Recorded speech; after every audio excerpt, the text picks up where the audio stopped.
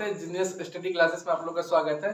तो आज से आप लोग का क्लास यानी कि बोर्ड एग्जाम 2027 जो भी बच्चे एग्जाम दीजिएगा उनके लिए आज से क्लास बिल्कुल फ्री में हम लोग कराने जा रहे हैं। ठीक है, इसमें आप लोग का साइंस का क्लास रहेगा जिसमें हम लोग का चैप्टर शुरू कर रहे हैं भौतिकी का। ठीक है, साइंस में आपका 3 विषय आता है, भौतिकी, रसायन शास्त्र और जीव विज्ञान आता है, जिसमें हम लोग फिजिक्स का जो यानी कि फिजिक्स यानी भौतिकी का हम लोग चैप्टर नंबर 1 शुरू कर रहे हैं। इसका प्रकाश का परावर्तन है। ठीक है, और रेगुलर हम लोग क्लास करते रहेंगे। और आप लोग अगर रेगुलर तैयारी करना चाहते हैं अच्छे बोर्ड एग्जाम और आपका साइंस में अगर खास करके आप लोग थ्योरी में 70 में 70 80 में 80 करना चाहते हैं तो आप लोग रेगुलर क्लास से जुड़ सकते हैं और 80 में 80 कर सकते हैं। कई सारा ऑफलाइन बच्चों में भी 80 में 80 किया, इसलिए आप लोग अगर चाहते हैं कि 80 करें तो आप लोग भी रेगुलर क्लास से जुड़ सकते हैं। रेगुलर क्लास आपको इसी चैनल पर आपको मिलेगा, तो आप रेगुलर जुड़िए हमसे। ठीक है, डेली शाम को क्लास होती है आपका और रेगुलर आप लोग देख सकते हैं। आज हम लोग शुरू कर रहे हैं चैप्टर नंबर 1 प्रकाश का परावर्तन। ठीक है, इसी प्रकार रेगुलर हम लोग चैप्टर को पढ़ाएंगे आपको, जैसे क्लास ऑफलाइन क्लास में पढ़ाते हैं उसी तरह आपको ऑनलाइन क्लास में भी रेगुलर पढ़ाएंगे। ठीक है,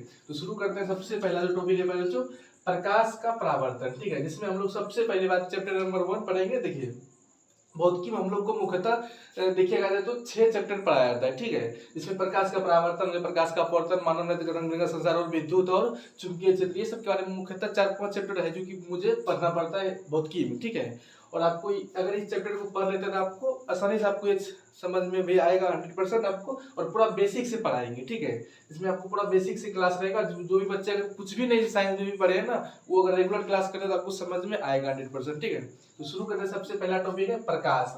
सबसे पहले चैप्टर नंबर 1 से प्रकाश का अपरावर्तन। इसमें सबसे पहले आपको समझना है प्रकाश क्या है। ठीक है, देखिए प्रकाश समझिए, प्रकाश को कैसे परिभाषा दीजिए उसका बताइए। प्रकाश को बताइए, सबसे पहले हम लोग सोचेंगे प्रकाश है क्या। पहले देखिए, प्रकाश कोई भी चीज को पहले प्रकाश को देख पाते हैं हम लोग, कैसा है वो, लाल हरा पीला कैसा है, दिखाई तो नहीं पड़ता है।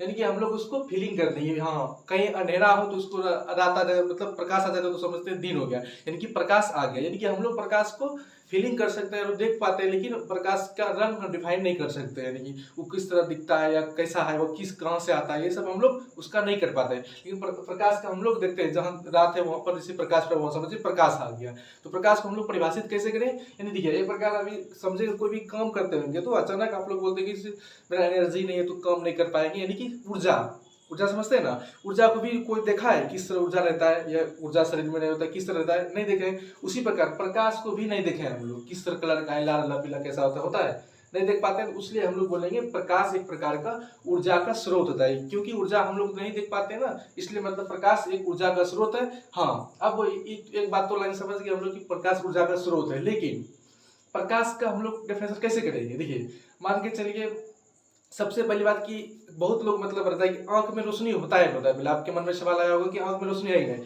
किसी भी वस्तु को देखते हैं हम लोग आंख से देखते हैं, लेकिन आंख में प्रकाश होता है। अगर आंख में प्रकाश होता तो रात में भी कोई वस्तु देख लेते, रात में वस्तु दिखाई नहीं पड़ता, यानी कि आंख में प्रकाश नहीं होता है। इससे पता चला कि आंख में प्रकाश नहीं होता है, यानी कि रात में अगर आंख में प्रकाश होता तो रात में भी किसी वस्तु को, यहाँ वस्तु रखा हुआ है, रात है तो हम किसी वस्तु को देख पाते हैं।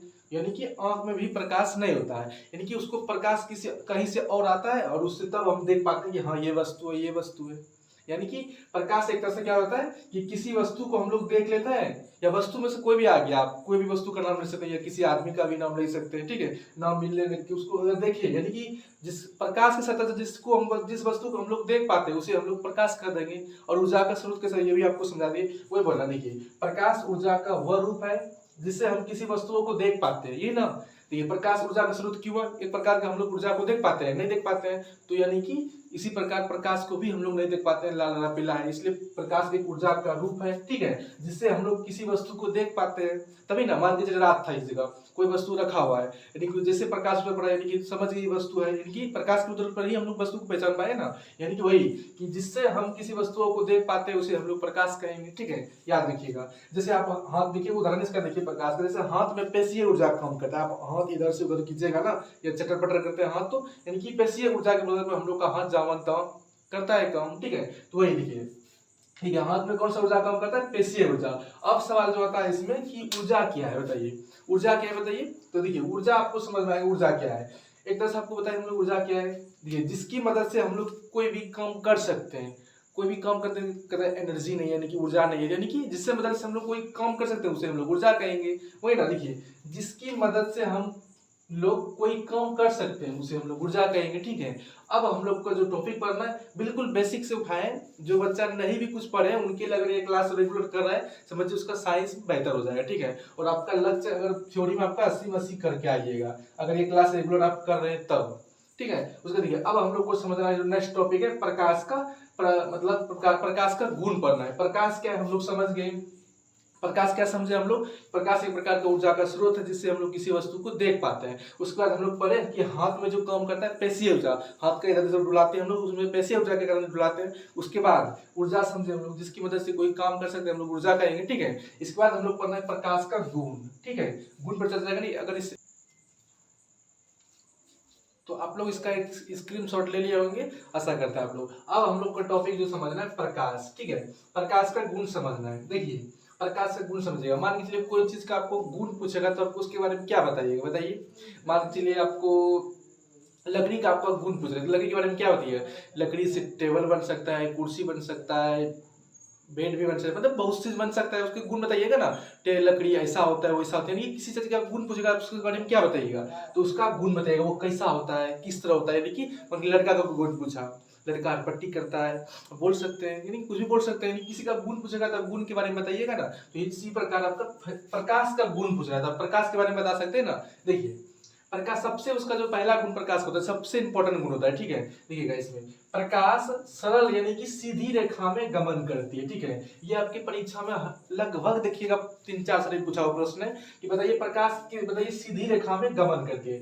मान के चलिए सूरज है, ठीक है, सूरज है, सूरज से प्रकाश आती है, ठीक है। यानी कि सूरज हमेशा जो प्रकाश जो आती है ना वो सीधी रेखा में आती है, ठीक है। किसमें आती है प्रकाश, हमेशा प्रकाश जो गमन करती है वो सीधी रेखाओं में गमन करती है, यानी वो टेढ़ा ओढ़ा नहीं आता है, ठीक है। याद रखिएगा सबसे पहला गुण इसका क्या प्रकाश का हुआ कि प्रकाश सीधी रेखाएं में गमन करती है, ठीक है। ये आपका पहला पॉइंट हो गया, ठीक है। उसके बाद आपका दूसरा पॉइंट है, देखिए प्रकाश विद्युत चुंबकीय तरंग है, इसलिए इसे संचरण के लिए कोई माध्यम की आवश्यकता नहीं पड़ती। यानी कि समझिए प्रकाश एक विद्युत चुंबकीय तरंग है। मान के चलिए आप कहीं देखे हैं कि प्रकाश को इस रास्ते में जाना होता है वो कोई आदमी उस पर नहीं चलेगा, या इस रास्ते में आदमी चलता है, आप कहीं देखे होंगे। आप मान लीजिए 2 रास्ता है, कहीं लिखा होता है इसमें आप कोई आदमी नहीं चलना, इसमें प्रकाश चलेगा, कहीं सुने हैं नहीं। आप कोई आदमी ऐसा सुना है इसमें सिर्फ आदमी चलेगा प्रकाश नहीं चलेगा, नहीं। प्रकाश का कोई रास्ता फिक्स नहीं होता, ये कहीं भी किसी भी अवस्था में चल पड़ता है, ठीक है, और कहीं भी चले जाता है। आप देखेंगे कहीं भी घर जैसे भोर रात देखिएगा भोर होता है तो जहां मन तहां प्रकाश पहुंच जाती है।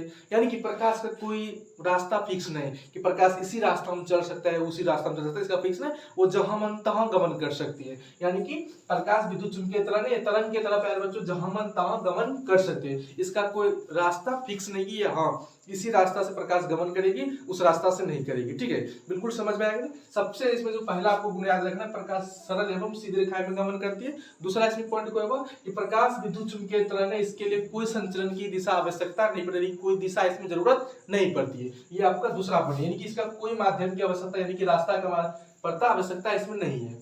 अगला इसका प्रकाश का गुण समझिए। देखिए अगला जो गुण है कि प्रकाश और पारदर्शी वस्तुओं का, यानी कि अभी समझाएंगे आपको पारदर्शी वस्तु क्या है पारदर्शी वस्तु क्या है, ठीक है। लेकिन अभी समझिए और पारदर्शी वस्तु हम लोग उसे कहेंगे जिसमें प्रकाश पूर्णतः उसमें पार नहीं होता है। जैसे आप ले लीजिएगा टेबल वो ले लीजिएगा, कोई किताब ले लीजिए प्रकाश दीजिएगा पार होता है नहीं, पेज में हो जाता है लेकिन अब किताब में नहीं होगा पार, ठीक है। याद रखिएगा वो पारदर्शी वस्तु उसे कहेंगे जिसमें प्रकाश पार नहीं होती है। फिर अभी आपको समझाएंगे अगला टॉपिक, इसी का टॉपिक पारी है, ठीक है। लेकिन अभी समझिए ये प्रकाश जो होती है ना और पारदर्शी वस्तु यानी कि कोई आदमी खड़ा है यहाँ पर, ये आदमी यहाँ पर खड़ा है, अब इस पर जो प्रकाश पड़ेगा बताइए इसको पार कर देगा नहीं, आदमी को पार थोड़े करेगा, बगल से गुजरता लेकिन पार थोड़े उसको करेगा। तो इसी प्रकार वो तीक्ष्ण छाया बनाती है यानी कि इसका छाया बगल में बना देगा, ठीक है। ये होती है प्रकाश, यानी कि प्रकाश किसी अपारदर्शी वस्तु को पार नहीं कर पाते, ठीक है। ये आपका तीसरा था, ठीक है। उसके बाद फिर चौथा इसका जो सबसे गुण होता है पहले जो प्रकाश की चाल निर्वात में सबसे अधिक होता है, क्या बताते हैं निर्वात होगा, ठीक है। निर्वात में सबसे अधिक होता है, बताइए प्रकाश का चाल जो सबसे अधिक होता है प्यारे बच्चों वो निर्वात में होता है, और कितना होता है 3 लाख किलोमीटर होता है। अगर इसको मीटर सेकंड में बोलेगा तो 3 × 10⁸ मीटर पर सेकंड होती है, ठीक है। याद रखिएगा पहला गुण है कि प्रकाश सीधी रेखा में गमन करती है और आपके परीक्षा में काफी पूछा हुआ प्रश्न है। दूसरा गुण इसका है कि प्रकाश विद्युत चुंबकीय तरंग है, इसलिए इसे संचरण यानी कि रास्ता किसी का जरूरत नहीं पड़ता है। तीसरा इसका गुण है कि प्रकाश और पारदर्शी वस्तुओं का छाया बना देती है, तीक्ष्ण छाया बना देती है, ठीक है। और अगला इसका जो होगा पहले बच्चों आपका कि प्रकाश की चाल जो निर्वात में होती है सबसे अधिक होती है। अब आपके मन में सवाल आएगा कि सर निर्वात क्या होता है, निर्वात को भी हम लोग समझ लेते हैं, ठीक है। अभी इसको देखिए निर्वात क्या होता है समझिए।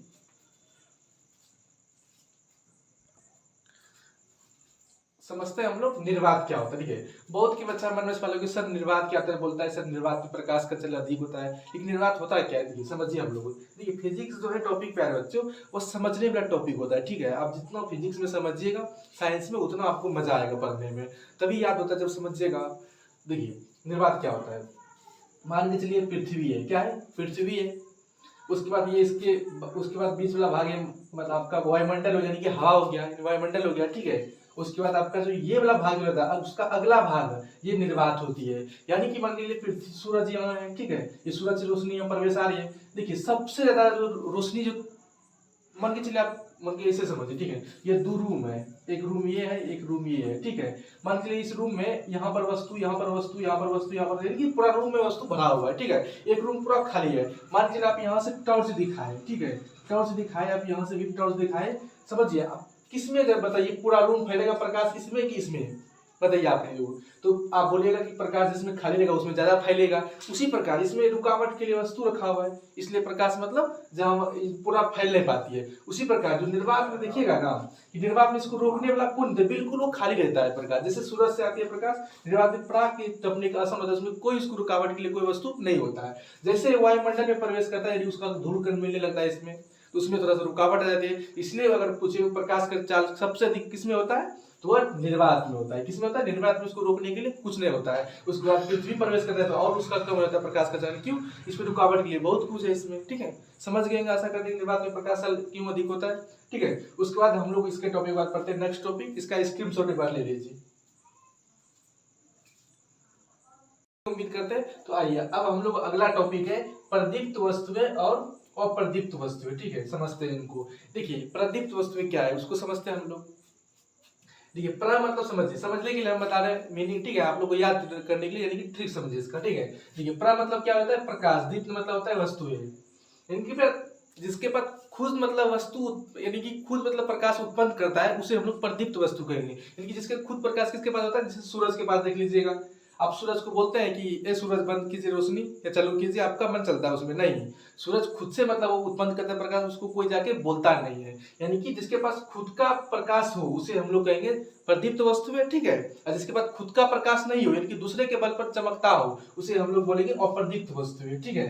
इसके बाद खुद का वस्तु ना हो, देखिए जैसे जलता हुआ बल्ब लीजिए, जलता हुआ बल्ब हम लोग जलाए, बल्ब नहीं बोलिएगा सिर्फ, जलता हुआ बल्ब बोलना है, क्यों, बल्ब बोलिएगा तो आप बुता भी सकते हैं उसको, ठीक है। यानी कि जलता हुआ बल्ब आप ले सकते हैं, उसके बाद खुद का रोशनी हो जाता है, ठीक है। जब तक उसको बुताइएगा तब तक वो बंद नहीं होता है।